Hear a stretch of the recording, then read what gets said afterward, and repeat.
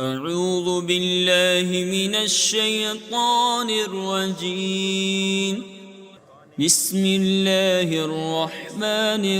الرحيم. وقال الذين لا يرجون لقاءنا لولا أنزل علينا الملائكة أو نرى ربنا لقد استكبروا في أنفسهم وعتوا عتوا كبيرا. يوم يرون الملائكة لا بشرى يومئذ للمجرمين ويقولون حجرا محجورا. وقدمنا إلى ما عملوا من عمل فجعلناه هباء منثورا. أصحاب الجنة يومئذ خير مستقرا وأحسن مقيلا. ويوم تشقق السماء بالغمام ونزل الملائكة تنزيلا. الملك يومئذ الحق للرحمن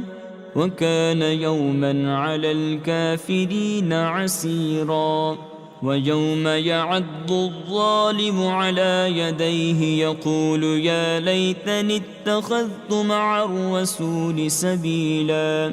يا ويلتى ليتني لم أتخذ فلانا خليلا. لقد أضلني عن الذكر بعد إذ جاءني وكان الشيطان للإنسان خذولا. وقال الرسول يا رب إن قوم اتخذوا هذا القرآن مهجورا. وكذلك جعلنا لكل نبي عدوا من المجرمين وكفى بربك هاديا ونصيرا. وقال الذين كفروا لولا نزل عليه القرآن جملة واحدة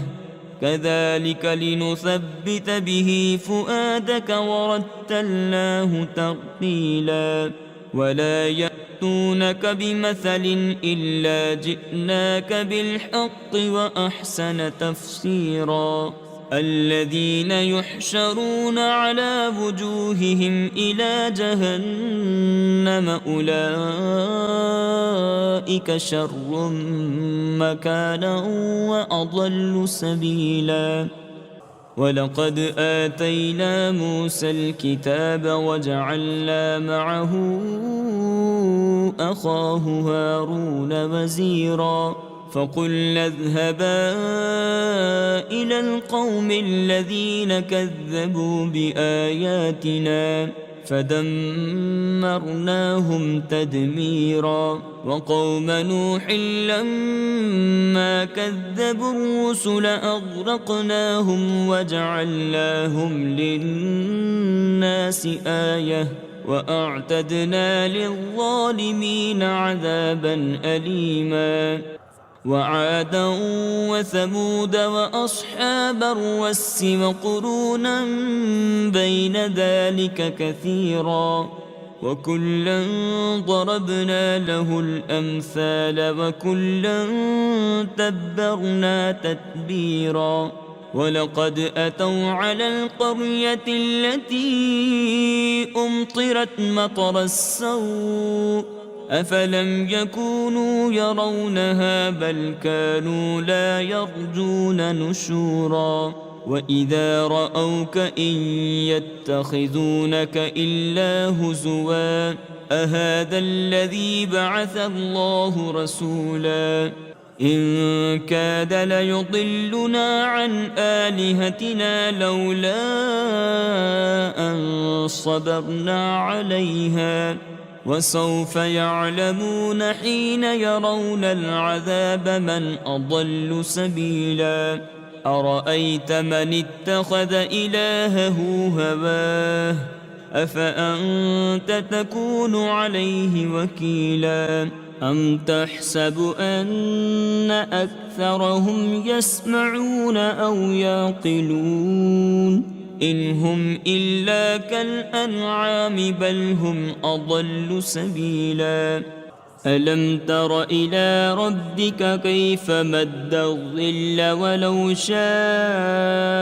لجعله ساكنا ثم جعلنا الشمس عليه دليلا ثم قبضناه إلينا قبضا يسيرا وهو الذي جعل لكم الليل لباسا والنوم سباتا وجعل النهار نشورا وهو الذي أرسل الرياح بشرا بين يدي رحمته وأنزلنا من السماء ماء طهورا لنحيي به بلدة ميتا ونسقيه مما خلقنا أنعاما وأناسيا كثيرا ولقد صرفناه بينهم ليذكروا فأبى أكثر الناس إلا كفورا ولو شئنا لبعثنا في كل قرية نذيرا فلا تطع الكافرين وجاهدهم به جهادا كبيرا وهو الذي مرج البحرين هذا عذب فرات وهذا ملح أجاج وجعل بينهما برزخا وحجرا محجورا وهو الذي خلق من الماء بشرا فجعله نسبا وصهرا وكان ربك قديرا ويعبدون من دون الله ما لا ينفعهم ولا يضرهم وكان الكافر على ربه ظهيرا وما أرسلناك إلا مبشرا ونذيرا قل ما أسألكم عليه من أجر إلا من شاء أن يتخذ إلى ربه سبيلا وتوكل على الحي الذي لا يموت وسبح بحمده وكفى به بذنوب عباده خبيرا الذي خلق السماوات والأرض وما بينهما في 6 أيام ثم استوى على العرش الرحمن فاسأل به خبيرا وإذا قيل لهم اسجدوا للرحمن قالوا وما الرحمن أنسجد لما تأمرنا وزادهم نفورا تبارك الذي جعل في السماء بروجا وجعل فيها سراجا وقمرا منيرا وهو الذي جعل الليل والنهار خلفة لمن أراد أن يذكر أو أراد شكورا وعباد الرحمن الذين يمشون على الأرض هونا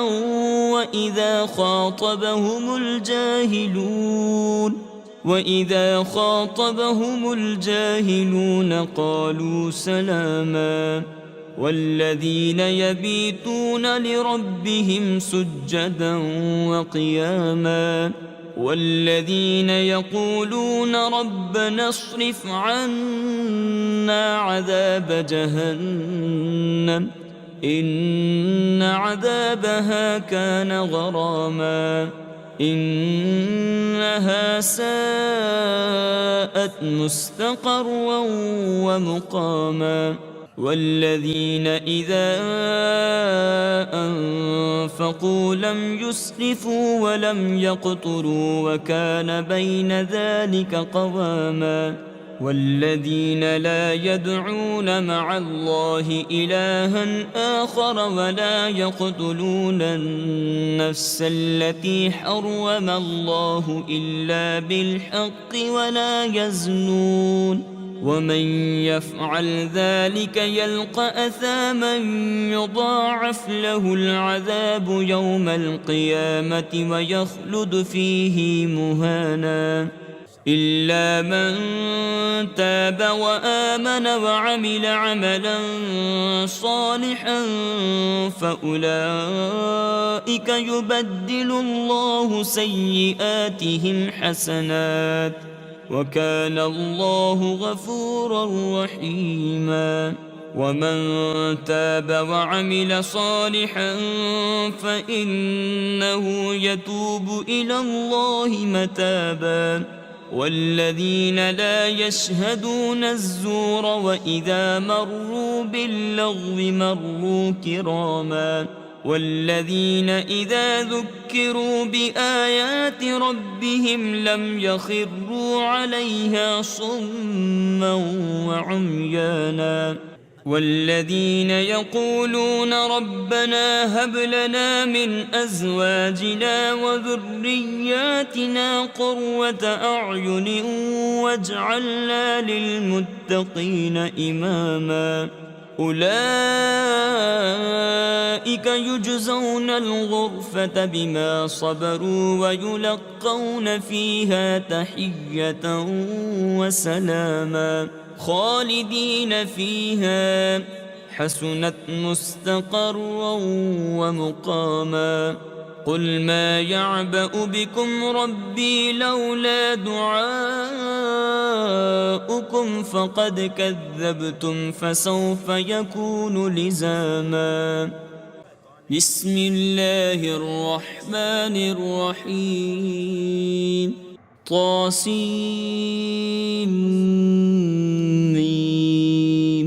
تلك آيات الكتاب المبين لعلك باخع نفسك ألا يكونوا مؤمنين إن نشأ ننزل عليهم من السماء آية فظلت أعناقهم لها خاضعين وما يأتيهم من ذكر من الرحمن محدث إلا كانوا عنه معرضين فقد كذبوا فسيأتيهم أنباء ما كانوا به يستهزئون أولم يروا إلى الأرض كم أنبتنا فيها من كل زوج كريم إن في ذلك لآية وما كان أكثرهم مؤمنين وإن ربك لهو العزيز الرحيم وإذ نادى ربك موسى أن ائت القوم الظالمين قوم فرعون ألا يتقون قال رب إني أخاف أن يكذبون ويضيق صدري ولا ينطلق لساني فأرسل إلى هارون ولهم علي ذنب فأخاف أن يقتلون قال كلا فاذهبا بآياتنا إنا معكم مستمعون فأتيا فرعون فقولا إنا رسول رب العالمين أن أرسل معنا بني إسرائيل. قال ألم نربك فينا وليدا ولبثت فينا من عمرك سنين وفعلت فعلتك التي فعلت وأنت من الكافرين. قال فعلتها إذا وأنا من الضالين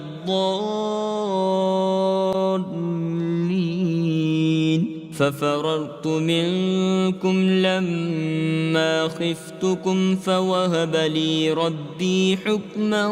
وجعلني من المرسلين.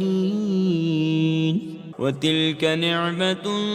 تمنها علي أن عبدت بني إسرائيل.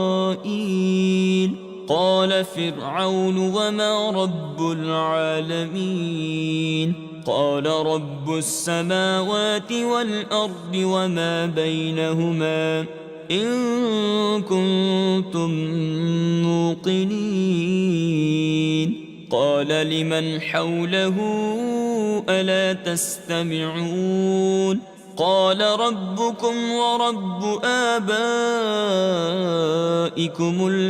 الأولين. قال إن رسولكم الذي أرسل إليكم لمجنون. قال رب المشرق والمغرب وما بينهما إن كنتم تعقلون.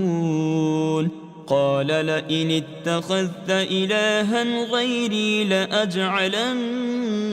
من المسجونين. قال أولو جئتك بشيء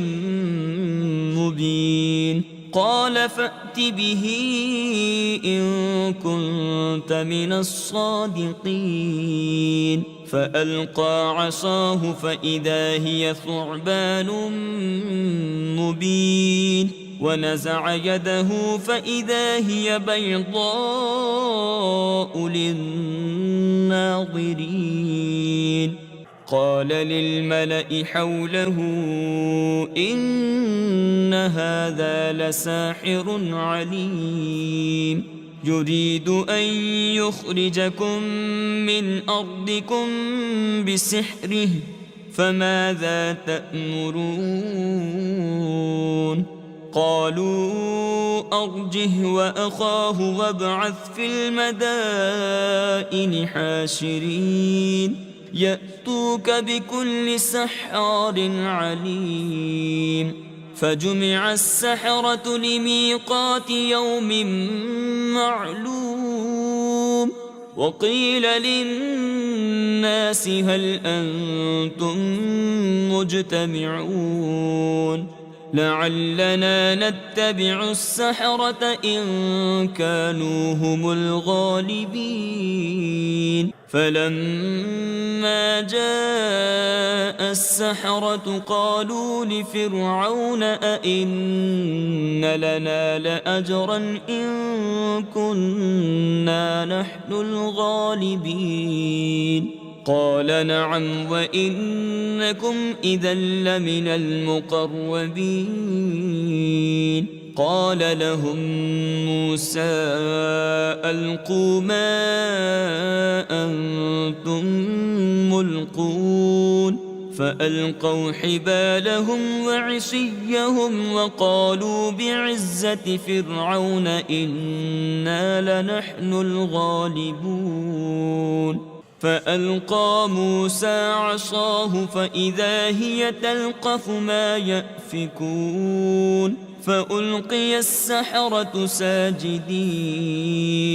قالوا آمنا برب العالمين رب موسى وهارون. قال آمنتم له قبل أن آذن لكم إنه لكبيركم الذي علمكم السحر فلسوف تعلمون لأقطعن أيديكم وأرجلكم من خلاف ولأصلبنكم أجمعين قالوا لا ضير إنا إلى ربنا منقلبون إنا نطمع أن يغفر لنا ربنا خطايانا أن كنا أول المؤمنين وأوحينا إلى موسى أن أسر بعبادي إنكم متبعون فأرسل فرعون في المدائن حاشرين إن هؤلاء لشرذمة قليلون وإنهم لنا لغائظون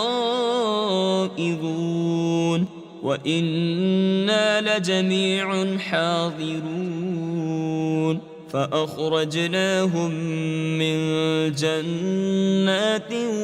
وعيون وكنوز ومقام كريم كذلك وأورثناها بني إسرائيل فأتبعوهم مشرقين فلما تراءى الجمعان قال أصحاب موسى إنا لمدركون قال كلا إن معي ربي سيهدين فأوحينا إلى موسى أن اضرب بعصاك البحر فانفلق فكان كل فرق كالطود العظيم وأزلفنا ثم الآخرين وأنجينا موسى ومن معه أجمعين ثم أغرقنا الآخرين إن في ذلك لآية وما كان أكثرهم مؤمنين وإن ربك لهو العزيز الرحيم واتل عليهم نبأ إبراهيم إذ قال لأبيه وقومه ما تعبدون قالوا نعبد أصناما فنظل لها عاكفين قال هل يسمعونكم إذ تدعون أو ينفعونكم أو يضرون قالوا بل وجدنا آباءنا كذلك يفعلون قال أفرأيتم ما كنتم تعبدون أنتم وآباؤكم الأقدمون فإنهم عدو لي إلا رب العالمين الذي خلقني فهو يهدين والذي هو يطعمني ويسقين وإذا مرضت فهو يشفين والذي يميتني ثم يحيين والذي أطمع أن يغفر لي خطيئتي يوم الدين رب هب لي حكما وألحقني بالصالحين واجعل لي لسان صدق في الآخرين واجعلني من ورثة جنة النعيم واغفر لأبي إنه كان من الضالين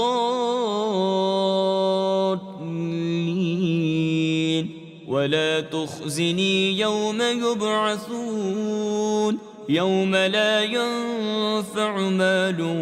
ولا بنون إلا من أتى الله بقلب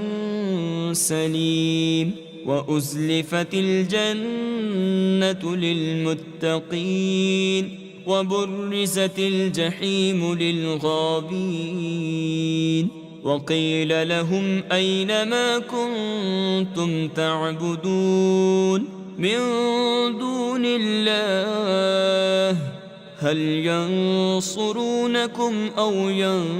ينتصرون فكبكبوا فيها هم والغابون وجنود إبليس أجمعون قالوا وهم فيها يختصمون تالله إن كنا لفي ضلال مبين إذ نسويكم برب العالمين وما أضلنا إلا المجرمون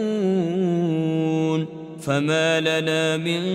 شافعين ولا صديق حميم فلو أن لنا كروة فنكون من المؤمنين إن في ذلك لآية وما كان أكثرهم مؤمنين وإن ربك لهو العزيز الرحيم كذبت قوم نوح المرسلين إذ قال لهم أخوهم نوح ألا تتقون إني لكم رسول أمين فاتقوا الله وأطيعون وما أسألكم عليه من أجر إن أجري إلا على رب العالمين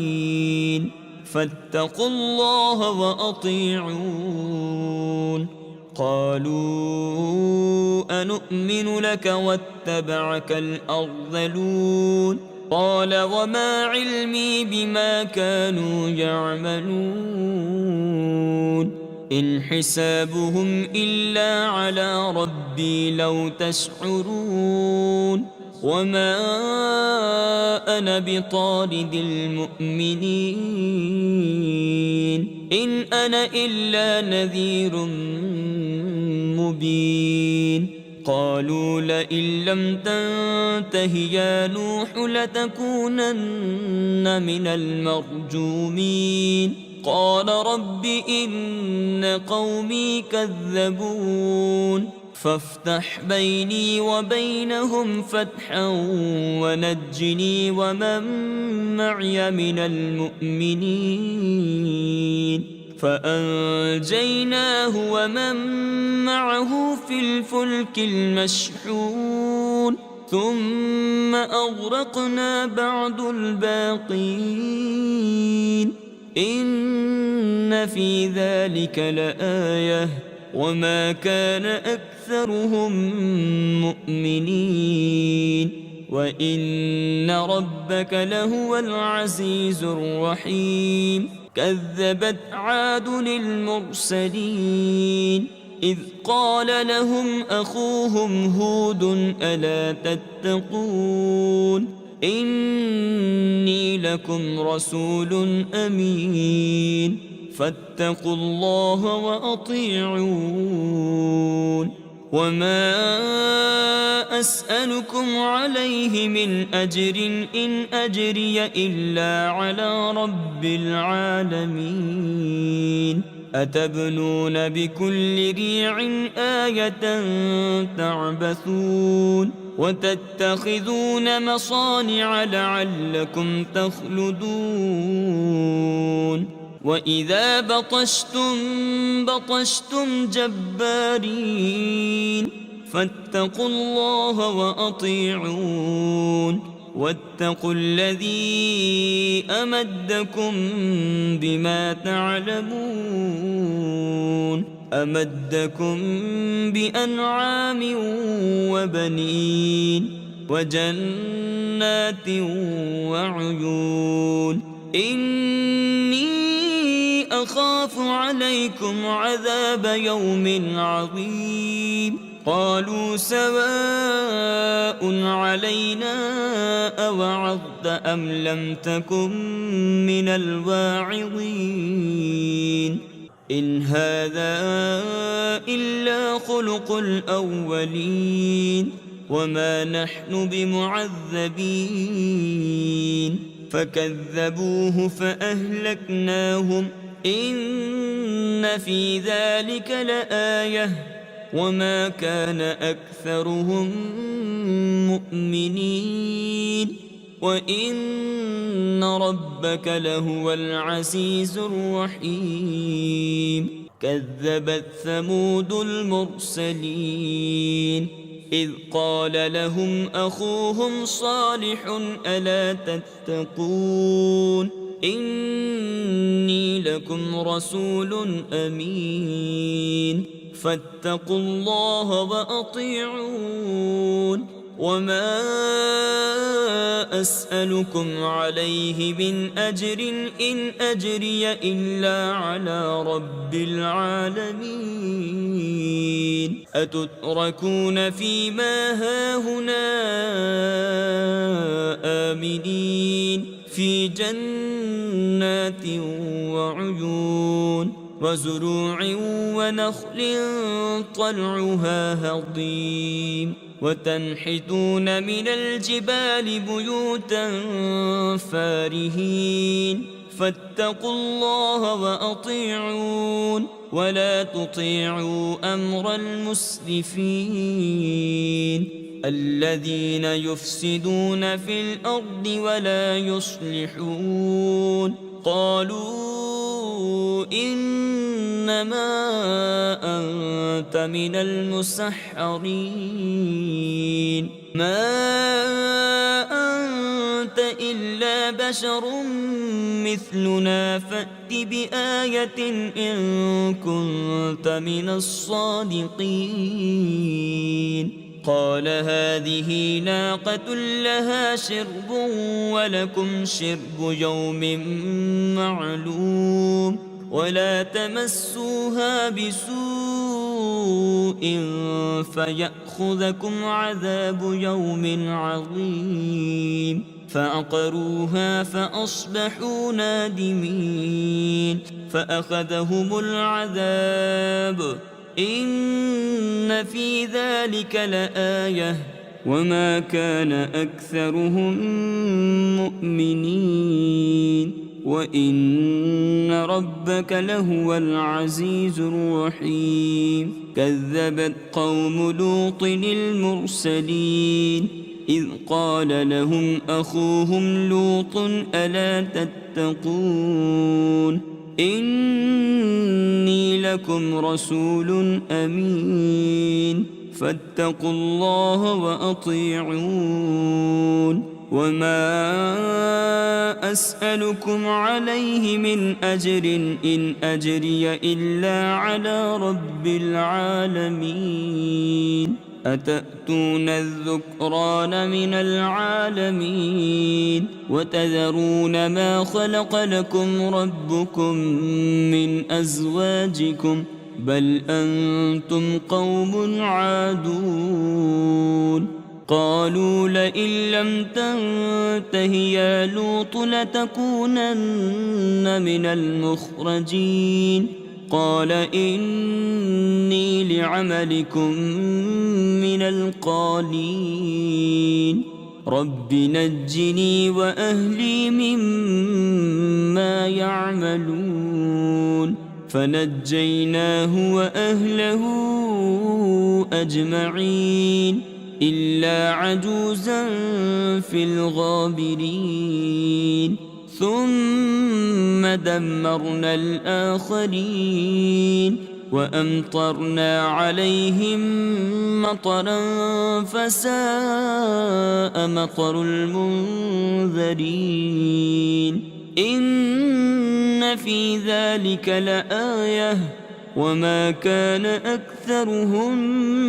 مؤمنين وإن ربك لهو العزيز الرحيم كذب أصحاب الأيكة المرسلين إذ قال لهم شعيب ألا تتقون إني لكم رسول أمين فاتقوا الله وأطيعون وما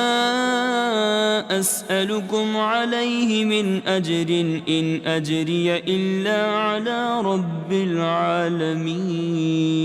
أوفوا الكيل ولا تكونوا من المخسرين وزنوا بالقسطاس المستقيم ولا تبخسوا الناس أشياءهم ولا تعثوا في الأرض مفسدين واتقوا الذي خلقكم والجبلة الأولين قالوا إنما أنت من المسحرين وما أنت إلا بشر مثلنا وإن نظنك لمن الكاذبين فأسقط علينا كسفا من السماء إن كنت من الصادقين قال ربي أعلم بما تعملون فكذبوه فأخذهم عذاب يوم الظلة إنه كان عذاب يوم عظيم إن في ذلك لآية وما كان أكثرهم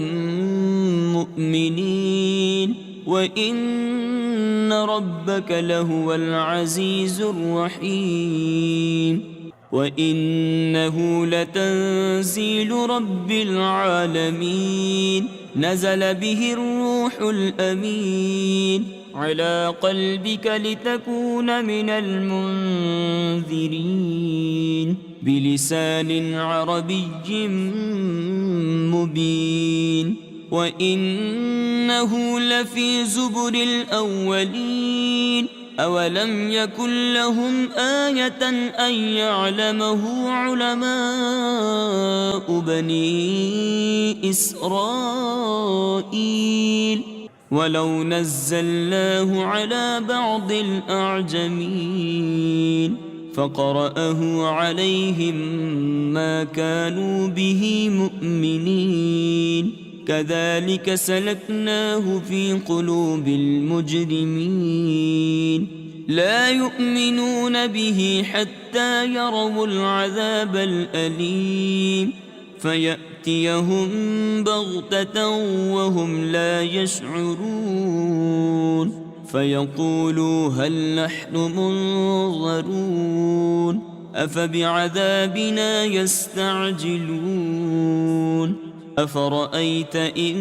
متعناهم سنين ثم جاءهم ما كانوا يوعدون ما أغنى عنهم ما كانوا يمتعون وما أهلكنا من قرية إلا لها منذرون ذكرى وما كنا ظالمين وما تنزلت به الشياطين وما ينبغي لهم وما يستطيعون إنهم عن السمع لمعزولون فلا تدع مع الله إلها آخر فتكون من المعذبين وأنذر عشيرتك الأقربين واخفض جناحك لمن اتبعك من المؤمنين فإن عصوك فقل إني بريء مما تعملون وتوكل على العزيز الرحيم الذي يراك حين تقوم وتقلبك في الساجدين إنه هو السميع العليم هل أنبئكم على من تنزل الشياطين تنزل على كل أفاك أثيم يلقون السمع وأكثرهم كاذبون والشعراء يتبعهم الغابون ألم تر أنهم في كل باد يهيمون وأنهم يقولون ما لا يفعلون إلا الذين آمنوا وعملوا الصالحات وذكروا الله كثيرا وانتصروا من بعد ما ظلموا وسيعلم الذين ظلموا أي منقلب ينقلبون بسم الله الرحمن الرحيم طاسين تلك آيات القرآن وكتاب مبين هدى وبشرى للمؤمنين الذين يقيمون الصلاة ويؤتون الزكاة وهم بالآخرة هم يوقنون إن الذين لا يؤمنون بالآخرة زينا لهم أعمالهم فهم يعمهون أولئك الذين لهم سوء العذاب وهم في الآخرة هم الأخسرون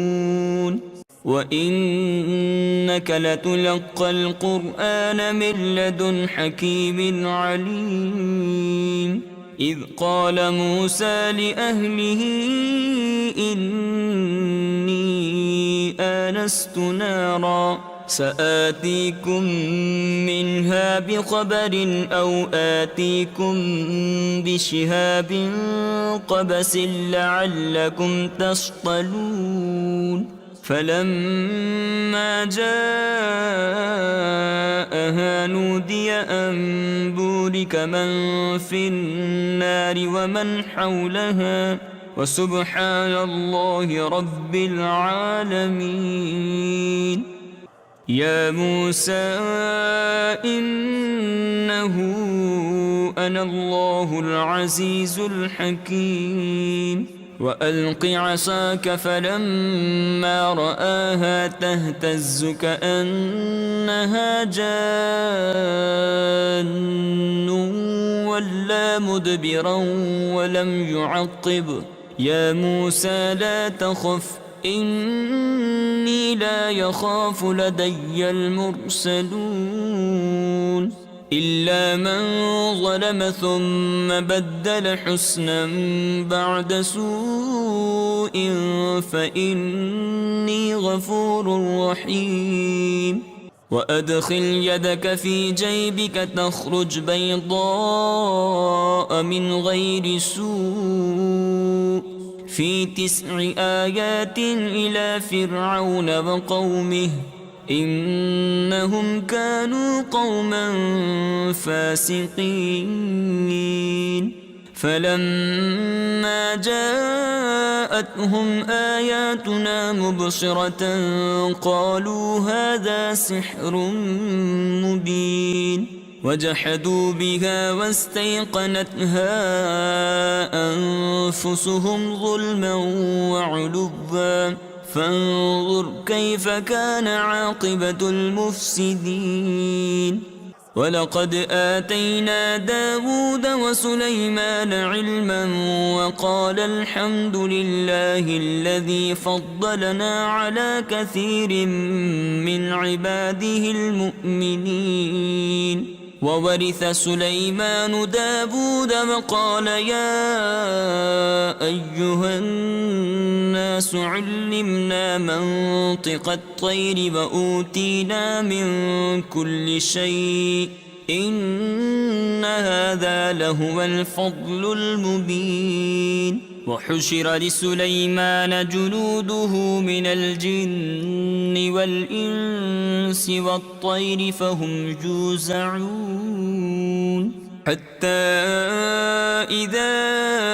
أتوا على باد النمل قالت نملة يا أيها النمل ادخلوا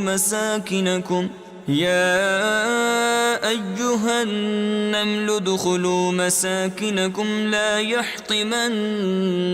سليمان وجنوده وهم لا يشعرون. فتبسم ضاحكا من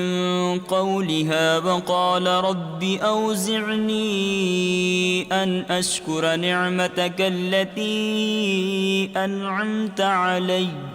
أنعمت علي وعلى والدي وأن أعمل صالحا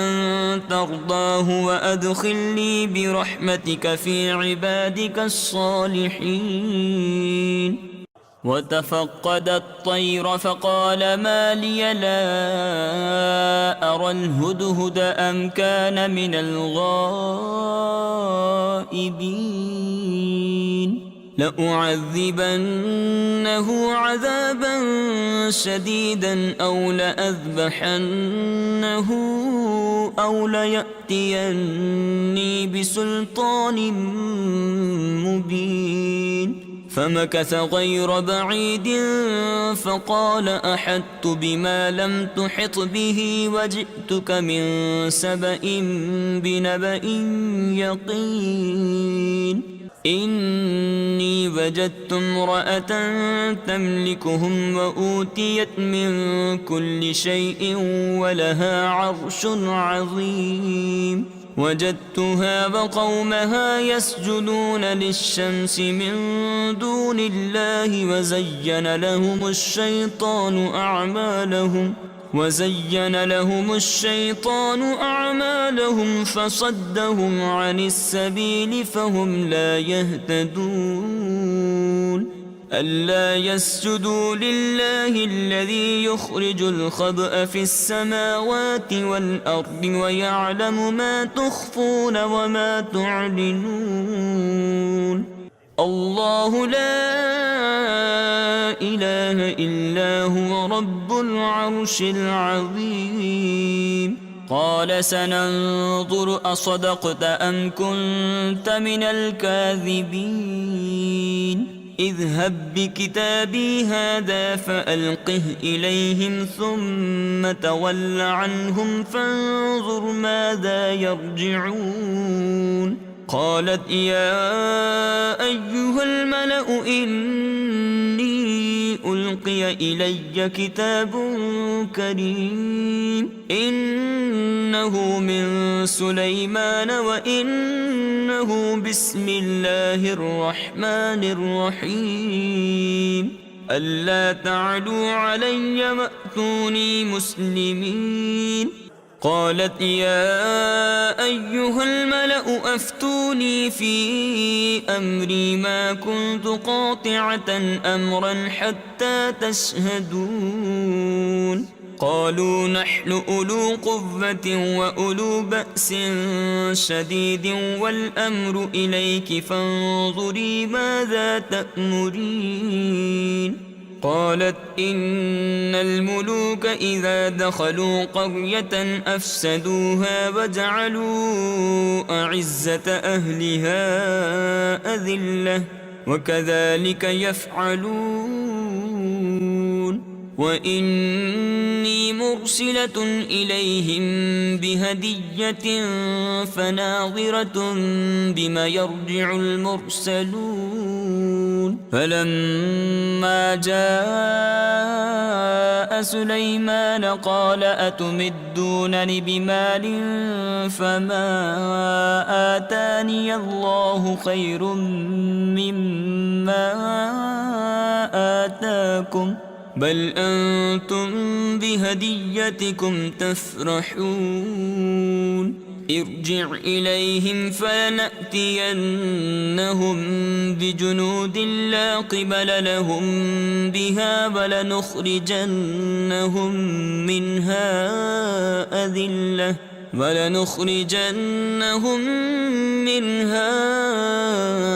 أذلة وهم صاغرون قال يا أيها الملأ أيكم يأتيني بعرشها قبل أن يأتوني مسلمين قال عفريت من الجن أنا آتيك به قبل أن تقوم من مقامك وإني عليه لقوي أمين قال الذي عنده علم من الكتاب أنا آتيك به قبل أن يرتد إليك طرفك فلما رآه مستقرا عنده قال هذا من فضل ربي ليبلوني أأشكر أم أكفر ومن شكر فإنما يشكر لنفسه ومن كفر فإن ربي غني كريم قال نكروا لها عرشها ننظر أتهتدي أم تكون من الذين لا يهتدون فلما جاءت قيل أهكذا عرشك قالت كأنه هو وأوتينا العلم من قبلها وكنا مسلمين وصدها ما كانت تعبد من دون الله إنها كانت من قوم كافرين قيل لها ادخل الصرح فلما رأته حسبته لجة وكشفت عن ساقيها قال إنه صرح ممرد من قوارير قالت رب إني ظلمت نفسي وأسلمت مع سليمان لله رب العالمين ولقد أرسلنا إلى ثمود أخاهم صالحا أن اعبدوا الله فإذا هم فريقان يختصمون قال يا قوم لم تستعجلون بالسيئة قبل الحسنة لولا تستغفرون الله لعلكم ترحمون قالوا اطيرنا بك وبمن معك قال طائركم عند الله بل أنتم قوم تفتنون وكان في المدينة 9 رهط يفسدون في الأرض ولا يصلحون قالوا تقاسموا بالله لنبيتنه وأهله ثم لنقولن لوليه ما شهدنا مهلك أهله وإنا لصادقون ومكروا مكرا ومكرنا مكرا وهم لا يشعرون فانظر كيف كان عاقبة مكرهم أنا دمرناهم وقومهم أجمعين فتلك بيوتهم خاوية بما ظلموا إن في ذلك لآية لقوم يعلمون وأنجينا الذين آمنوا وكانوا يتقون ولوطا إذ قال لقومه أتأتون الفاحشة وأنتم تبصرون أئنكم لتأتون الرجال شهوة من دون النساء بل أنتم قوم تجهلون فما كان جواب قومه إلا أن قالوا أخرجوا آل لوط من قريتكم إنهم أناس يتطهرون فأنجيناه وأهله إلا امرأته قدرناها من الغابرين وأمطرنا عليهم مطرا فساء مطر المنذرين قل الحمد لله وسلام على عباده الذين اصطفى الله خير أما يشركون